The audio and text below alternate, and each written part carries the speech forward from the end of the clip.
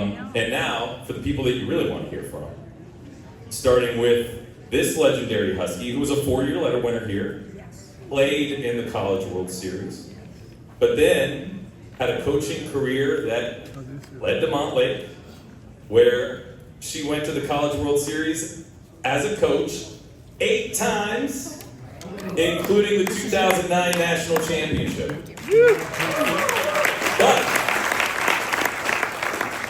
as if that wasn't enough, she's also an Olympic silver medalist as a coach for Team USA. You all know who I'm talking about. Bring her up to the stage right now. Huskies, put your hands together for the legendary Franklin Zone, Heather Tarr.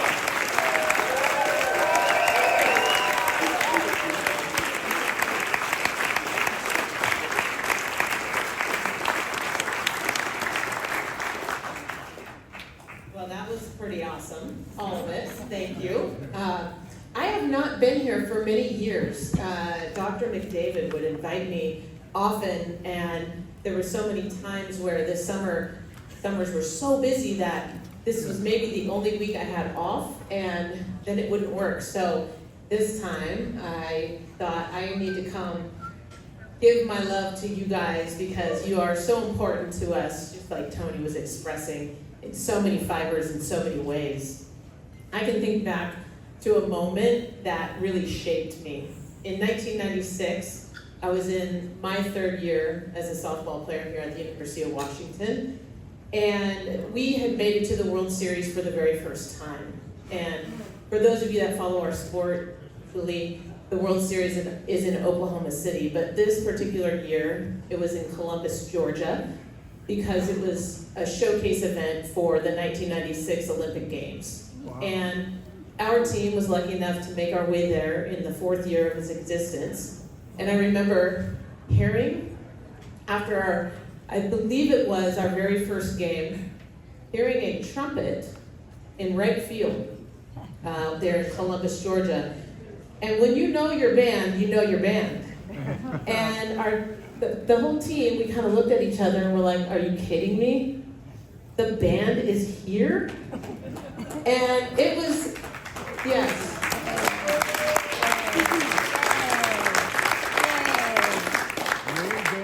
It was likely the most foundational piece of my experience as a student athlete, knowing that we were at our first ever World Series, trying to win our first ever national championship in such a young program, but at a university with such rich tradition. And growing up here, of course, I got my picture taken with Don James, I think 2 times in my life. Once when I was about 8, and maybe once when I was 11 years old. So I was at Husky Picture Day, doing that whole thing, not even having a softball program to aspire to. But in that moment, when the band came to actually play for us at our national championship, we were like, oh, we're freaking badass. So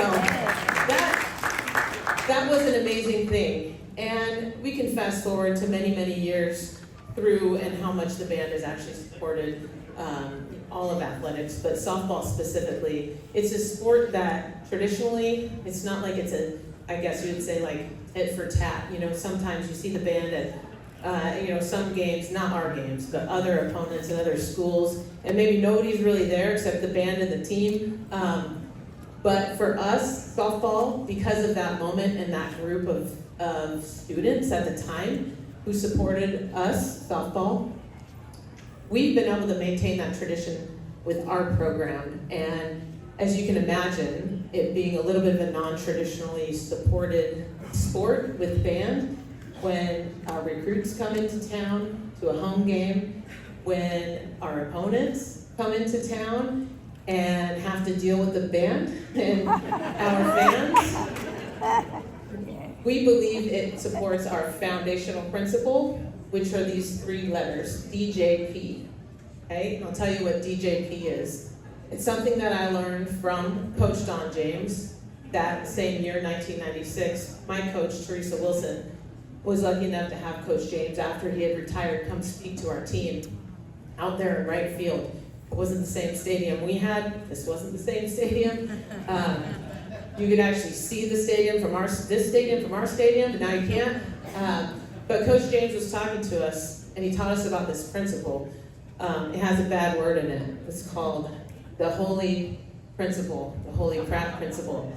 And of course, Don James at the time, I don't remember how old he was, but at the time, college, aged women were like, oh my gosh, how funny, he just said that word, and it rung true to us. But he said, when you show up to play a game and you show that team how serious you are, how much you care about winning, how you take the field, the presence you go into the moment with, you may have already been able to win that game before you could even play the game.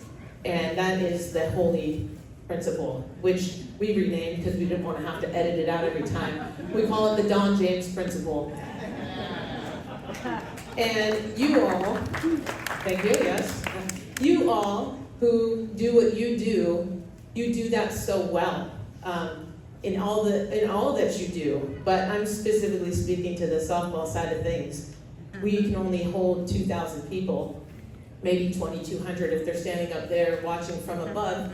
But when our opponents and of course our opponents' fans come, let alone our fans and our gals hear the band, it really does give that DJP to the other team, and that is the Don James principle. So I am a dog, as you all know. I've been lucky enough to be here, I hate to admit it, for a long time, but I'm proud to know how big of a deal the band is, because in my role, I get to continue to make sure that these lessons aren't lost on our culture, and that our young women know, yes, they might need NIL money, and they might need this, and they might think they can get that, but nobody, even some of these gals that might have left our program a couple of years ago to go elsewhere, they're looking at, like, what did I just leave? Because I know those schools don't have a band, and I know those schools, they might be okay and they can tie us in certain areas, but there's no way they can beat this whole thing. And the band, you guys will forever be part of Husky Softball.